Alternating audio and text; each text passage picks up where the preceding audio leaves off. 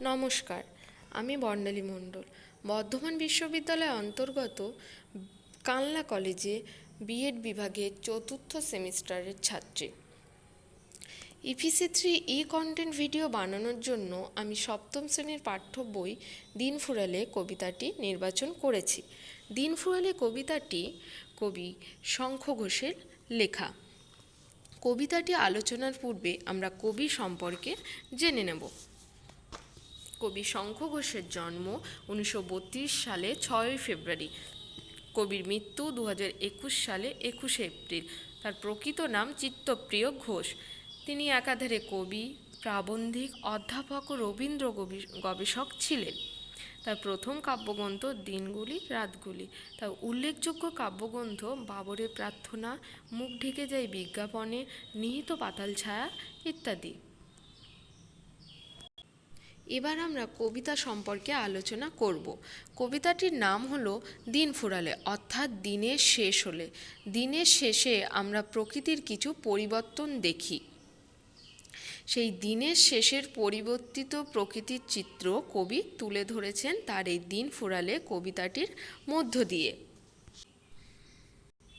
কবিতার প্রথমেই আমরা দেখব কবি লিখেছেন, সূর্যি নাকি সত্যি নিজের ইচ্ছেই ডুব দিয়েছে, সন্ধে হলো দুধ ছাই। এখানে বলা হয়েছে সূর্য যেন আজকে নিজের ইচ্ছেই ডুব দিয়েছে। এমনটি বলার কারণ বালকেরা মাঠে খেলা করছিল। খেলতে খেলতে তারা খেয়াল করেনি যে সন্ধ্যা নেমে এসেছে, সূর্য ডুবে গেছে। তাদের জিজ্ঞাসা মনে জেগেছে যে সূর্যের এত তাড়াতাড়ি ডুবে যাওয়ার কথা নেই, তবে কি সে নিজের ইচ্ছেই ডুব দিয়েছে তাদের খেলাটা ভণ্ডুল করে দেওয়ার জন্য? সূর্য ডুবে গেছে মানে তাদের এবার বাড়ি ফিরে যেতে হবে। তাদের যেন বাড়ি ফিরে যেতে ইচ্ছে করে না, আর এখানেই যেন তাদের একটা আক্ষেপ প্রকাশ করেছে। সূর্যটা এত তাড়াতাড়ি কেন ডুবে গেল?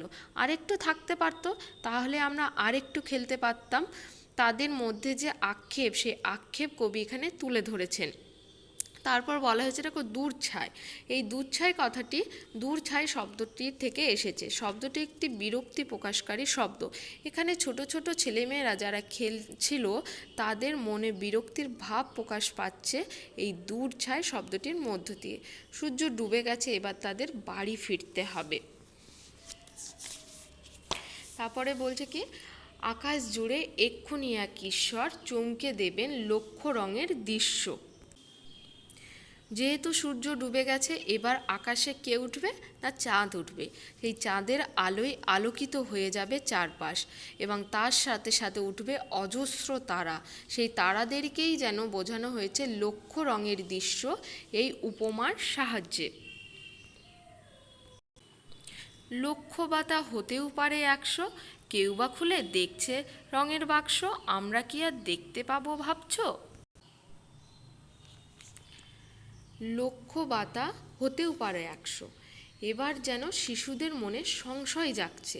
তারা যেন স্পষ্টভাবে বলতে পারছে না যে লক্ষ তারা আকাশে রং বিস্তার করছে নাকি মাত্র 100 তারা আকাশে রং বিস্তার করছে, কারণ তারা কখনো দেখেনি সেটা।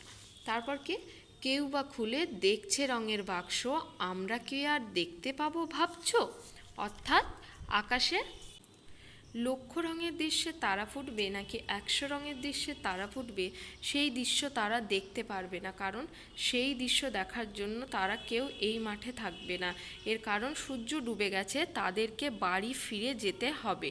এর জন্য আরও একবার আক্ষেপের ধ্বনি তো হচ্ছে, আমরা কি আর দেখতে পাবো ভাবছো, এই কথার মধ্য দিয়ে।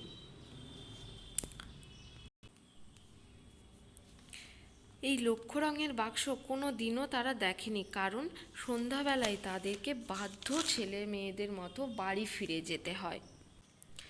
কবিতার পরবর্তী অংশে বলা হয়েছে, বাপ মায়েরা যাবেই তবে মূর্ছ।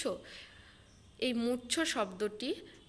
মূর্ছ শব্দের অর্থ হলো মূর্ছে যাওয়া বা অজ্ঞান হয়ে যাওয়া। এখানে বলা হয়েছে বাবা মায়েরা যাবেই তবে মূর্ছ, অর্থাৎ বাবা মায়েরা অজ্ঞান হয়ে যাবে। কেননা দিন ফুরালে বা দিনের শেষে ছেলেমেয়েরা খেলার মাঠ থেকে বাড়ি না ফিরে আসে, তাহলে চিন্তায় বাবা মায়েরা অজ্ঞান হয়ে যেতে পারে, এমনটাই শিশুরা মনে করেছেন।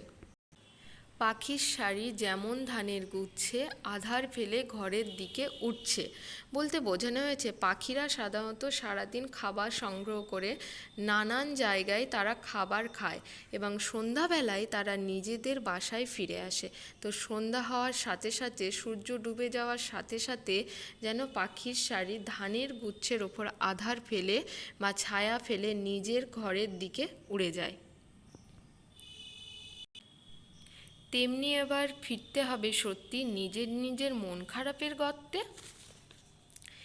তেমনি এই শিশুদেরকেও মন খারাপের গর্তে ফিরতে হবে। তার কোথায় না তাদের নিজের বাড়িতে। এখানে বাড়িকে মন খারাপের গর্ত বলা হয়েছে কেননা তাদের বাড়ি ফিরতে হবে।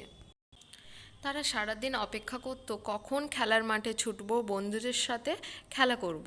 কারণ খেলার মাঠে তো বন্ধুদের সঙ্গে আনন্দ করে খেলা যায়, বাড়িতে ফিরে আসলে রোজকার রুটিন অনুযায়ী বই নিয়ে বসতে হবে, কারণ এই বাড়িটা তাদের কাছে মন খারাপের গর্ত। বলবে বাবা এইটুকু সব বাচ্চা দিন ফুরলেও মাঠ ছাড়ে না। আচ্ছা, অর্থাৎ বাবা যেন এখানে সমাজের অভিভাবক শ্রেণীর প্রতিনিধি।